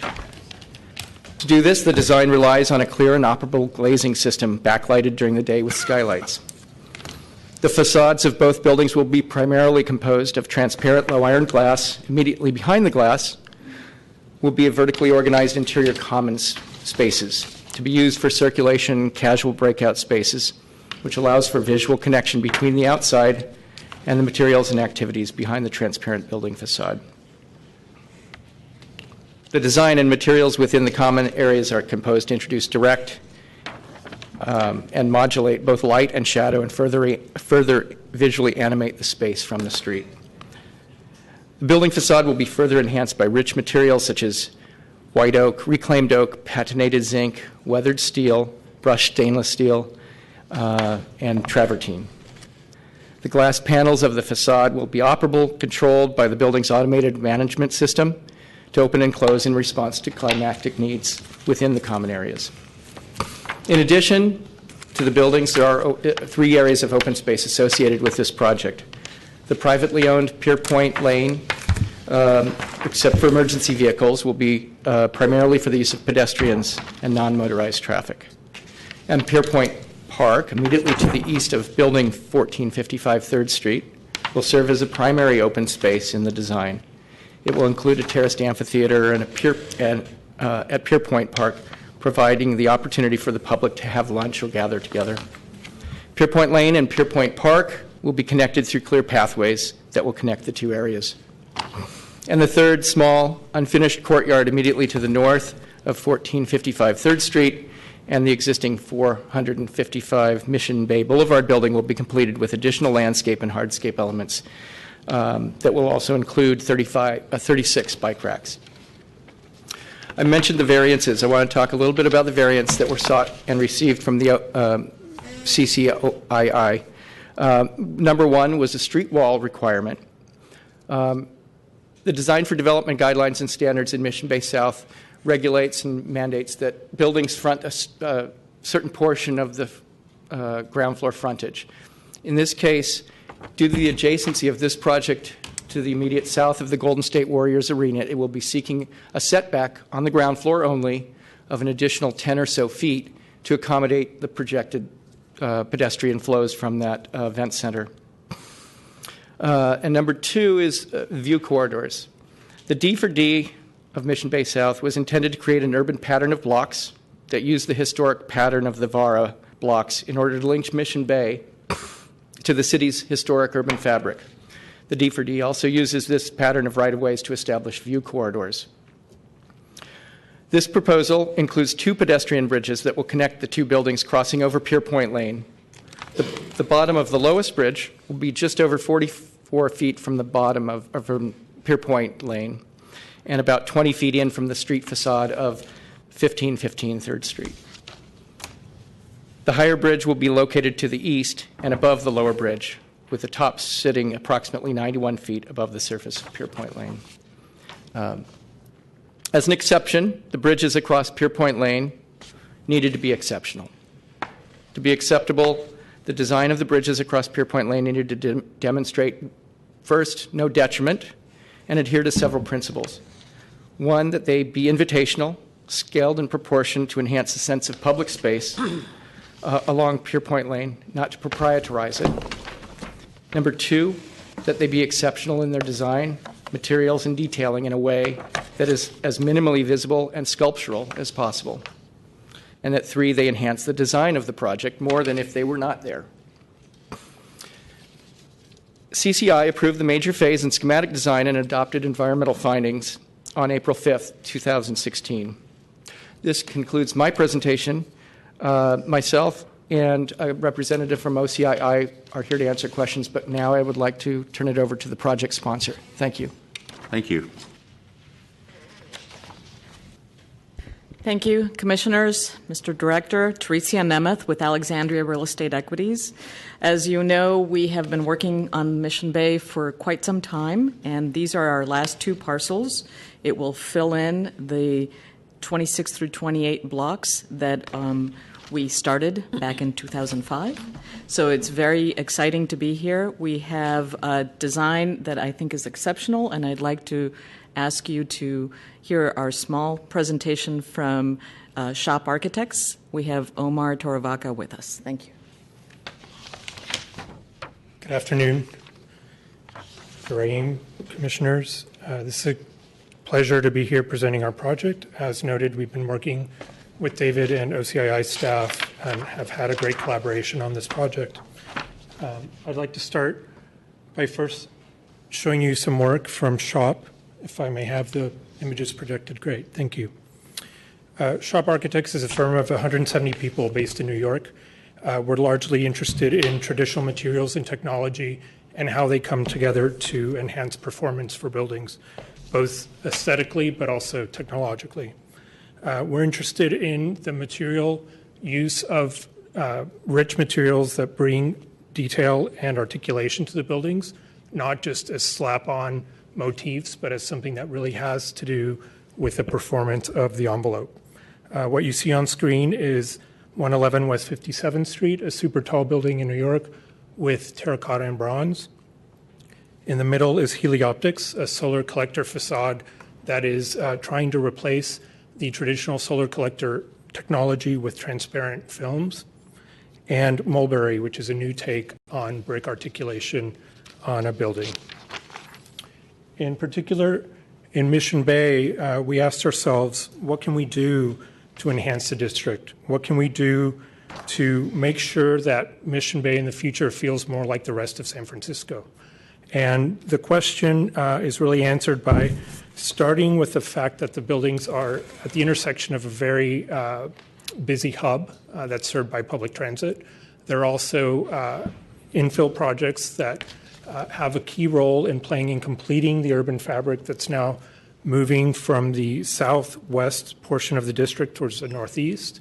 And they will be neighbors to the future arena, which of course have the most prominent site at South Street and 3rd. So as we asked ourselves, how can the building be about San Francisco and for San Francisco, we really looked at the city in 3 different scales. The city in its relationship to the bay, to open space, the vertical streets of San Francisco and how you climb through the topography of the city without necessarily changing course. And finally, the reward you get at the top of these streets, usually a vista, a public space, an opening in the urban fabric that allows for something unique to happen. So we really wanted to capture all of this in the identity of the building. And so what we did was design a building based on the concept of neighborhoods that are linked by this vertical network of nodes and streets. And at the intersection of the streets, you have public happenings occurring throughout the building. These are really mostly concentrated in the building's network of circulation, which is on display through the facade just behind the glazing that David described. In addition, this experience is meant to break down the scale of the building, to activate the sidewalk both visually but also experientially. And the impact of the building goes beyond the building envelope. As you see here in the landscape plan, there are 3 main public spaces that are being integrated into the project's redevelopment. These are being designed by Surface, a landscape architecture firm who is also an LBE firm here in San Francisco. We've been working with them to enhance the design of Pierpoint Lane, make sure that we mitigate the wind that runs down that corridor. We've been working to redesign the publicly owned private space at the eastern end of the site. And finally, there is a courtyard that will be completed at the northern edge of the site where our building at 1455 meets the adjacent existing building. So these 3 public spaces really create a brand new public realm and a destination point for Mission Bay residents. As you can see here, this is the main vantage point that people will experience the buildings from when they come to Mission Bay on public transit. If you are coming to the tram stop at 3rd and South, you'll cross the street. You'll see the 2 buildings are in dialogue visually, but also they're connected physically, as David mentioned with the description of the bridges. What's unique about the buildings as office buildings themselves is that they don't really relate to the office buildings or the lab buildings throughout Mission Bay. They're not banded in solid materials and opaque glass. They don't reflect the sun as most buildings do to mitigate Title 24 demands. Instead, we have a high-performing building, a building that's based on a transparent exterior, a fully glazed, transparent wall that also is meant to breathe. The way in which we're meeting Title 24 demands is really by thinking of this as a high-performing passive building based on humanist principles that the space should be comfortable but not artificially conditioned to the point where it just feels disconnected from the rest of its environment. In San Francisco and Mission Bay in particular is the right place to do this. So in short, the building breathes. It inhales, it exhales. It does that through a building management system that operates the windows automatically, telling it when to open and when to close. In addition, the front porch is a rich experience as a series of spaces that are connected through vertical circulation, encouraging people to walk in the building rather than use elevators, And in addition, there's a rich tonality to the materials that's meant to be variegated. It changes throughout the day. It reacts to the light of San Francisco, the natural light conditions, but also is beautiful and warm even on the foggiest day. What you'll see here is a simulation of the operable windows, which really just hinge open and close like butterflies.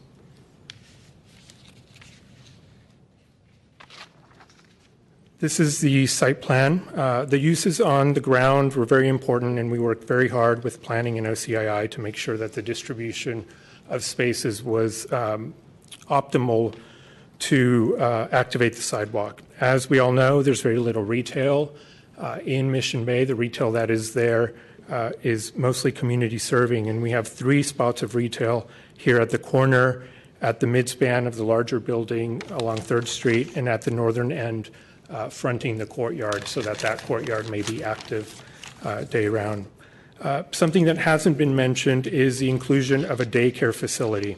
The daycare facility is incredibly important because most commercial projects in San Francisco skirt the issue by paying the fee rather than providing the service. And this is a permanent facility that will be designed to meet all of the regulations and codes required of a daycare. It will serve 59 people in the community, and it also has adjacent outdoor space that's specifically designed to work with the daycare. In addition, you'll note that there are dedicated parking spots. One concern that came up is how do you drop off kids? How do you pick them up? And rather than creating adverse traffic conditions on any of the streets around the site, we've dedicated up to 18 parking spots for parents to pick up and drop off their kids without having to traverse a street. And that's done through the existing parking garage that serves all of the buildings between blocks 26 and 28. On the design side, we've really always wanted to generate a sense of place with the project. And what you see here is us doing that at every opportunity we're given. That's why we require the street variance that David mentioned. The traditional sidewalk width of around Mission Bay is around 12 feet. We've respected the D4D guidelines and incorporated all of the landscape elements and urban furniture that belong there. And in addition, we've set back the ground floor in order to provide a wider sidewalk. This should mitigate larger crowds coming from public transit, but also from future events in the area. In addition, the building really announces its main entry through the oculus, an opening in the soffit that allows one to look up into the solarium, or the front porch, if you will, where the main stair is connecting people throughout the building. And as you look into the depth of the image, you'll notice there are some windscreens, which are terribly important to address the adverse wind conditions that make 3rd Street a bit of a wind tunnel throughout the year, not just in the winter.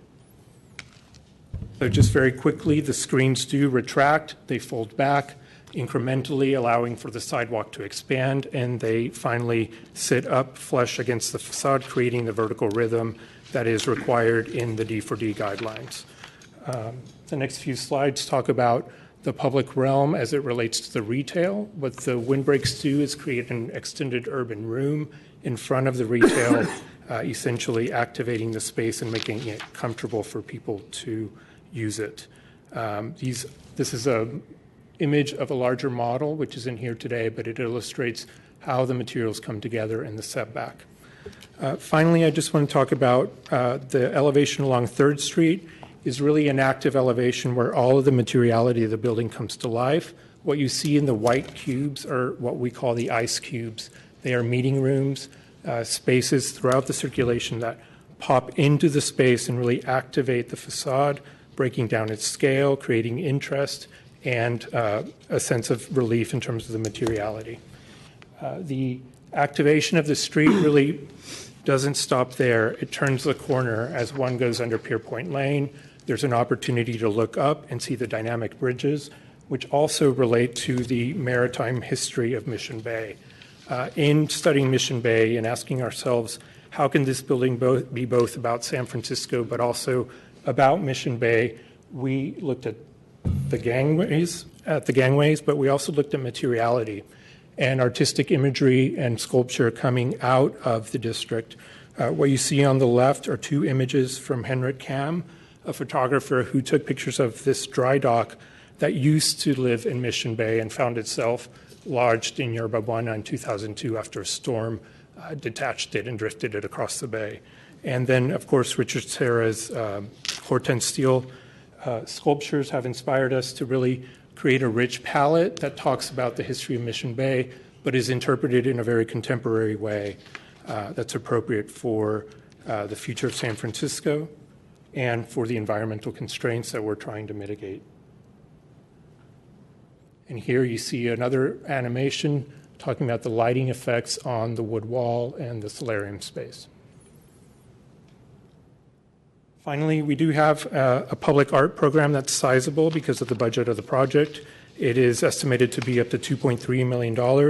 There are various public places within the project, whether it's the courtyards, the publicly owned private space, or Pierpoint Lane, on which the public art could live. In addition, the underside of the bridges might become a dynamic canvas. And Uber is very committed to selecting artists, both of international caliber, but also maybe local as well, in their curation of the art for the site. And then there is the fifth facade of the building, which really completes the massing and speaks of how the building will be seen from the towers that surround it. It's a green roof intended to help with stormwater management, but also to reduce the capacity of the building to maintain heat. This concludes our presentation. Thank you. And I just want to conclude by saying that the team is incredibly committed to delivering the building we've designed. We're moving incredibly fast and have selected a great contractor as well as a facade manufacturer that's going to help us deliver what you see in the renderings and not anything less. Thank you very much. Opening up for public comment. Oh, we have one speaker card, I'm sorry. Mr. Jonathan Massey.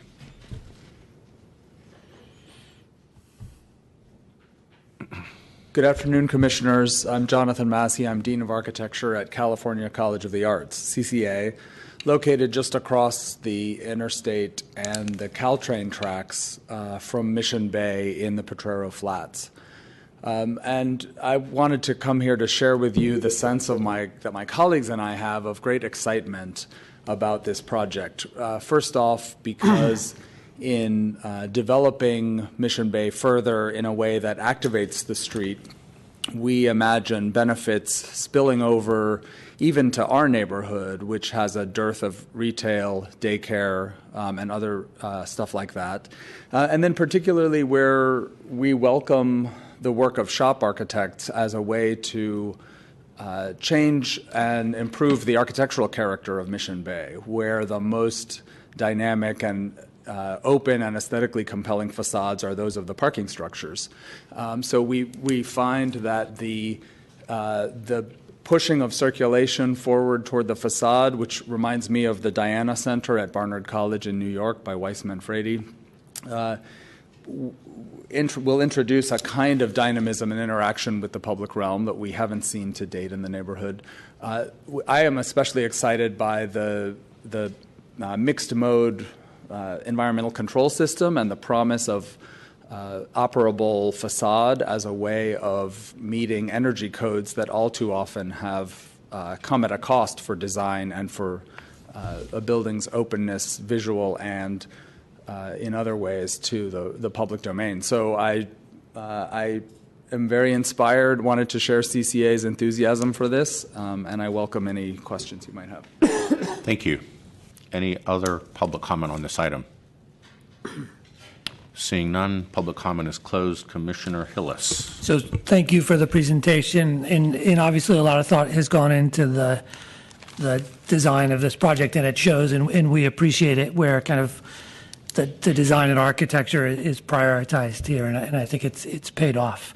I mean, the building, it was great. I got a chance to go out and look at the site and visit with the project sponsors, but I think, you know, the texture of this building and the vitality and the articulation is done in such an authentic way that we don't see a lot. It's not just simply architectural elements. So I kind of share the public's excitement about seeing this actually being built. I particularly am pleased with the attention on the ground level too, because I think in walking around that day around Mission Bay, we're starting to see more of street life develop kind of on 4th Street, and I think we ignored 3rd Street a bit. It kind of, some of the buildings turn its back onto 3rd Street, so I particularly appreciate the retail.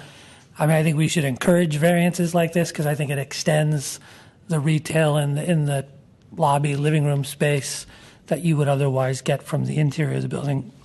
And again, appreciate the architect's comments that they're committed to building what we see here. Sometimes we don't get that follow through. So, I'm very excited to see this building being built and very much support it. Thank you. Commissioner Johnson. Thank you very much. I'm also excited about this project. It's one of the last remaining larger lots in the Mission Bay project, all over, but especially in the south. And I just have a couple quick comments. Again, Commissioner Hillis, he alluded to this. I'm excited to see some of the use of the public realm on the ground floor on 3rd Street. 4th Street is definitely that retail corridor.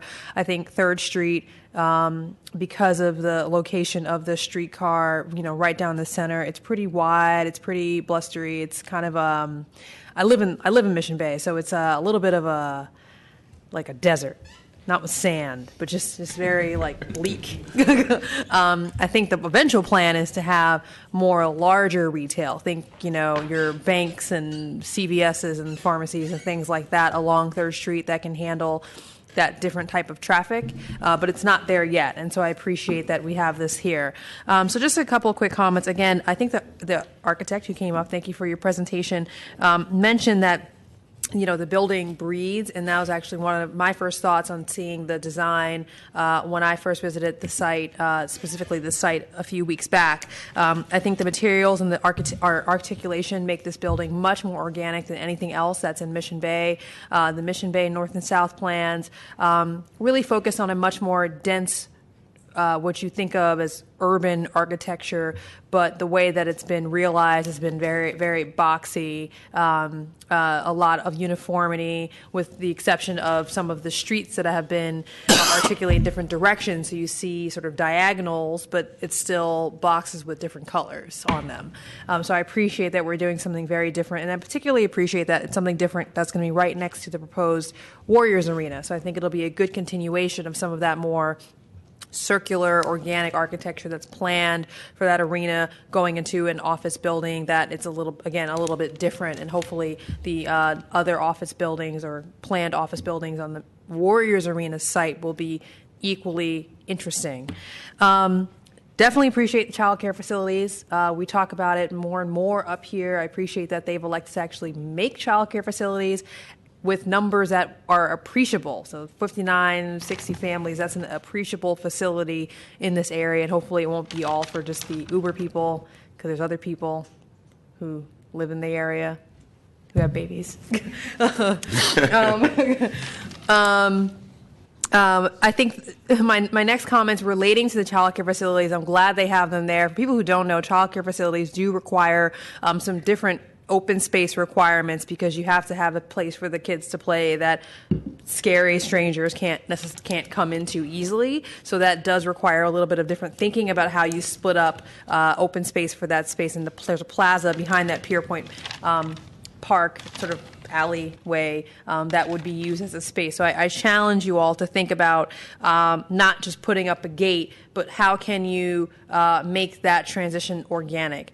Think about particularly maybe your public art requirement in terms of how you can make the gate a little bit interesting, play structures a little bit interesting looking. For public art in that plaza, think 3D, not 2D. I think that will make it go a long ways towards not just making it this playpen with a bunch of kids in it and then adults sipping their espresso, So I would love to be able to see that better transition there. The sky bridges, no one really talked about those, but we've had discussions about sky bridges here in this commission, but I think that they work really well for this project. One, because you have the Warriors Arena going across the street. So it's not like the sky bridges are going to be, taking away all of this pedestrian activity that normally would have been there, and then now there's going to be no one on the street. There's going to be a lot of people in that area, both for Giants games, which are not that far up 3rd Street, as well as Warriors in arena basketball games, as well as other events. And so there will be a lot of foot traffic 270, 280 days out of the year. So I think they work well. And I also love there's a good relationship on 3rd Street. As we said, it's kind of barren over there. And so it's great. I understand the street wall requirement, but I think the fact that we're looking at a variance here makes a lot of sense. And again, I would challenge the architect and the project sponsor to be creative with the public art requirement here. With this space, I would think, can we do things that are usable public art, like interesting bicycle facilities or interesting permanent seating? So again, take away some of that sort of barren wind tunnelness that could potentially be the case when those smaller retail components are closed, and make it something that's interesting that's there. But overall, really appreciate the design. Really excited to see this project come out of the ground. Commissioner Antonini. Thank you. Excellent project. A very nice design, fresh and unique, not monolithic, good color, and timeless. And I think, that sort of bronzic color is a nice addition to what seems to be sort of a, somewhat staid buildings in what now exists in Mission Bay. So I think this is a step in the right direction and will complement the Warrior Arena and accompanying buildings very nicely. Public accessible amphitheater and Pierpoint Lane will begin to lighten the area up, along with the median at Mission Bay Boulevard, which is a nice break, and this will also provide another break. A little greenery is something that's a little softer. And the idea of setting back the building with the cantilever to allow a wider sidewalk is a really good thing, because so often our buildings in downtown, we're so close to the street that it constricts the foot traffic into a narrow area. So this is very thoughtful, and it's going to make foot traffic a lot easier there. And also, I noticed that you have accommodated your employees both by public transit, and for those instances where there are drivers, you have the access of the large garage next door, so that shouldn't provide a problem. And in addition to the T-line, the Caltrain stations there's one at 4th and King, it's a half a mile away. The other one at 22nd and Tennessee is a half mile, so you're sort of walking distance from 2 Caltrain stations. Opening and closing windows are a wonderful thing, and as is the daycare and the retail areas, which hopefully there can be a market or something neighborhood serving in there, which is something that's lacking so far in Mission Bay. And the allotment of over $2 million towards art is very welcome. So I'm going to move to approve. Second. I don't want to belabor what everybody else said. I think it's a superior design. I think it's going to raise the bar and be a great addition to the neighborhood. Thank you. Commissioners, if there's nothing further, there's a motion that has been seconded to approve this matter with conditions on that motion. Commissioner Antonini? Aye. Commissioner Hillis? Aye. Commissioner Johnson? Aye. And Commissioner Chair Richards? Aye. So moved, Commissioners. That motion passes unanimously 4-0. Commissioners, that'll place us on item 11. Excuse me. Item 13. Item 13 for case number 2015-013332 CUA at 410 Castro Street. This is a conditional use authorization.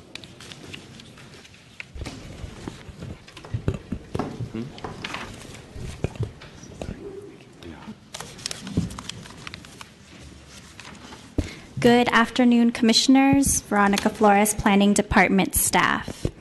The item before you is a request for a conditional use authorization to allow a change of use to a formula retail personal service establishment at 410 Castro Street.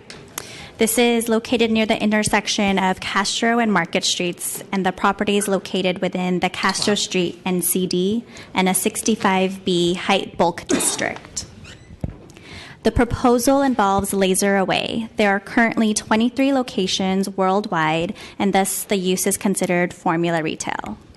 The proposal will be taking over a currently vacant retail space adjacent to the recently opened Soul Cycle Fitness Center. The building was once occupied by the historic former Bank of America, Bank of Italy building. The most recent occupant at 410 Castro Street was U.S. Sprint, wireless communications formula retail use, which occupied the site from 2003 through 2013. Between the hours of 9 a.m. and 8 p.m., Mondays through Sundays, Laser Away will provide skincare treatments, primarily hair removal, tattoo removal, and other skin and body care spa treatments, including sale of skincare-related lotions and cosmetics. Laser Away will employ approximately 10 staff members, half full-time, half part-time, who will likely be existing San Francisco residents. The project also includes minor interior tenant improvements and alterations to the existing awning. The project sponsor conducted a formula retail survey in late 2015. In the larger Castro Upper Market NCD, there are 138 businesses, and approximately 20 existing businesses, or 18.9%, appear to qualify as formula retail. The proposal will increase the formula retail concentration from 18.9% to 19.5% of the storefronts. It's important to note that 3 of the formula retail uses in the Castro Street NCD include 2 gas stations occupying large corner lots in the NCD, and Pottery Barn, which also has a large presence within the Castro Street NCD in terms of linear feet. To date, the department has received 4 communications in support of the project, including the Castro Upper Market CBD, the Castro Eureka Valley Neighborhood Association, and Castro Merchants. The project sponsor was proactive in reaching out to adjacent neighbors and interested community groups. The project was well received at each of these meetings, and the project sponsor was able to reach out to over 100 people throughout this active means of community outreach. The department recommends approval with conditions and believes that the project is desirable for the following reasons. The project promotes an established business and contributes to the viability of the overall Castro Street NCD. The project will result in a slight increase in the formula concentration. However, the subject parcel already had an active formula retail use as recently as 2013. The project will provide centrally located services for its patrons, and the project meets all applicable requirements of the Planning Code. This concludes staff presentation. I'm available for questions, but first I'll hand it off to the project sponsor for a presentation. Thank you, Ms. Flores. Project sponsor.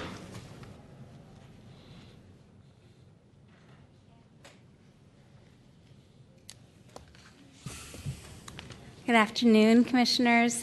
Thank you for your time. I'm excited to discuss Laser Away today. I'm the Regional Manager and Northern California Director for Laser Away. Laser Away started in 2006 in Los Angeles. We put our first Northern California location on Union Street in San Francisco in 2010, so we've been here 6 years. This will be our second location in San Francisco, the 7th location in the Bay Area. We offer a new type of skincare service for the Castro community, and we feel like we're going to bring and add a new type of daily routine, daily skincare method to this community that isn't currently serviced. We offer laser treatments such as laser hair removal, laser tattoo removal, and laser skin rejuvenation facials. We also have a retail component which includes, but is not limited to, moisturizers, cleansers, serums. We have skin management kits that maintain your skin pre- and post-treatment, and the treatments are an additive to your skincare maintenance. We, again, will employ about 5 full-time employees and 5 part-time employees that will likely be San Francisco residents, and we see anywhere from about 250 to 300 clients per day, and that's between consultations and treatments. A client can come in off the street or book by appointment for their skincare analysis and come in for a treatment or just to purchase retail and stop in while they're already in the community dining or whatnot.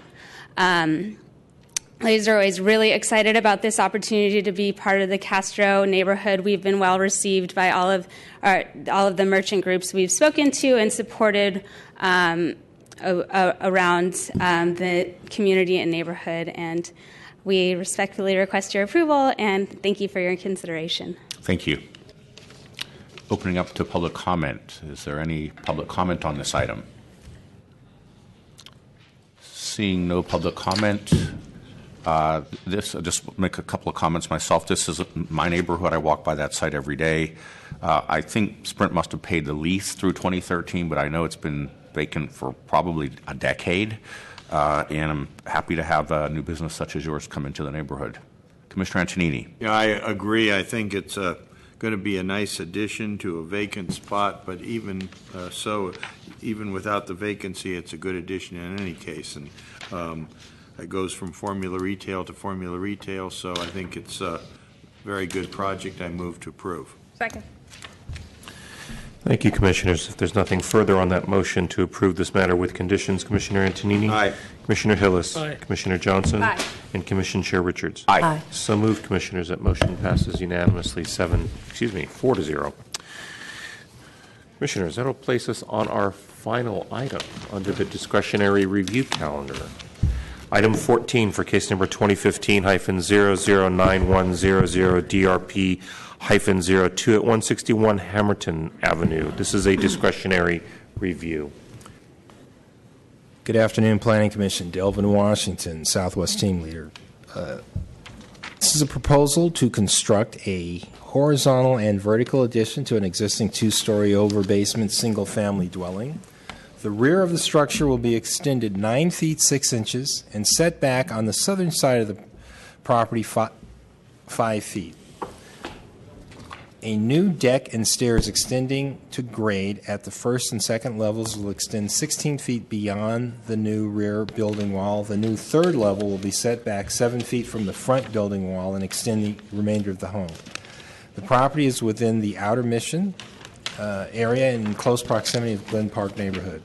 The comments received in opposition to the project were that the context was out of character with the majority of the surrounding dwellings. Specifically, there is an opposition to the project's height and depth, and that it would result in loss of sunlight, privacy, and building fenestration.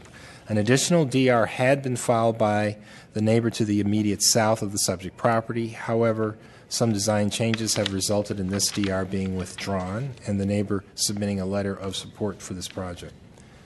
The project is neither exceptional nor extraordinary, as there are other buildings on the block and opposite block face that are also 3 stories in height. Specifically, the neighbor to the north at 149 Hamilton Avenue has a similar mass as this proposed project and has no additional effect on the DR requester's property due to its location behind the existing adjacent structure. Additionally, mullions have been added to address privacy concerns of the immediate adjacent neighbors, but the project will not otherwise affect privacy beyond what is reasonable in a dense urban environment. The Residential Design Group, in conjunction with the Planning Department, has determined that this project meets the standards of the residential design guidelines, that the project is neither, again, exceptional nor extraordinary, and we are recommending that the Planning Commission not take discretionary review and approve this project as presented. That concludes my presentation. Thank you. DR requester, you have 5 minutes. No DR requester? Project sponsor, anybody, public comment in support of the DR? Project sponsor, you have 5 minutes. Hi, I'm Bill Hart. Nice to meet you. I'm actually the owner of the property. This project sponsor is actually en route. It's all happened a little faster than we expected. But obviously, we don't have much to add to the Planning Commission's position. If there's any questions about the project specifically, we'd be happy to ask them. The only thing I'd add is, since the summary was created, I did get written sponsorship or support from 5 other neighbors on Hamilton Avenue, and the one party that is opposing it from Chilton that is supporting the DR sponsor withdrew her support for the DR. So that's all happened in the last 48 hours. Thank you.